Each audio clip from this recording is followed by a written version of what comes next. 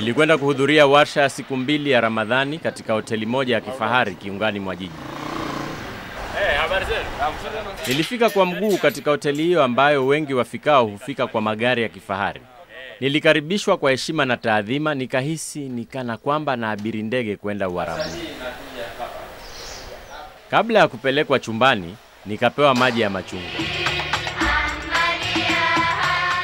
Nikakumbuka niko katika fadhila za saumu, nikajizuia sana sikuvunja saumu yangu ya Ramadhani. Unapokuwa ndani ya hoteli hii sio rahisi kujua kama ni usiku ama ni mchana, na hivyo inapasa uwe na tahadhari kubwa sana kuhusu saa.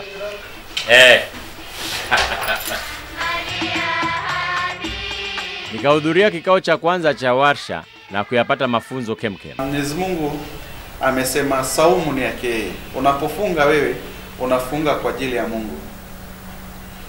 Amesema saumu ni yangu mimi na mimi ndiye nitalipa kwa hii saumu. Siku ya kwanza ilimalizika vyema katika hoteli hii ambayo ina mpaka mswala.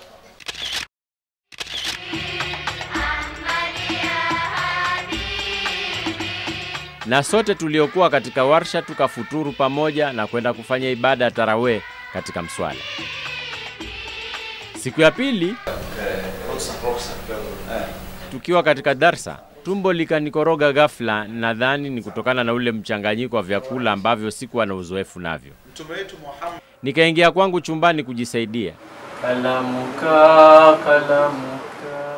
Nikaponzwa na teknolojia za kisasa. Niliposinzia, muadhini ulisikika kutoka kwa kompyuta yangu. Nikadhania wakati wa kufuturu umeshafika, kumbe ni saa 11 jioni. Nikafungua muadhini. Kusimama dirishani na kutizama nje, nikagundua bado si magharibi. Nikathibitisha kwa kutizama saa. Saumu ndio sina tena, japo sio kwa makusudi. Nikaamua kuoga kisha nirudi katika darasa nikaulize hukumu zake. Nikasikia kengele ya mlangoni, kumbe niliagiza niletewe futari chumbani. Kwenda kufungua mlango, nikakutana na kina ustadi wakisubiri lifti hapo nje kwangu, huku mhudumu akiingiza chakula ndani. Wakashangaa kuniona na gilasi ya maji ya machungwa mkononi. Sisi yote nafungamana na kuja matukanano. Lakini shehe anavyosema huo ni sawa. Hawangeweza kuamini kwamba sikufanya makusudi kunywa kinywaji mchana. Siku ngine kama naona wale wallahi sisi nanipa kaboko. Lakini ustad akaonya dhidi ya kumkemea mtu ambaye hajapewa nafasi ya kujieleza. Kama wale sisi napata kaboko wallahi natuweka wawa. Na waka wawa kaboko. Sisi nasema haya hukumu yake hukumu sahihi. Umekula ndani ya mchana wa Ramadhani, usile na siku hii itabidi ulipe. Unalipaje? Baada ya Ramadhani itabidi ulipe.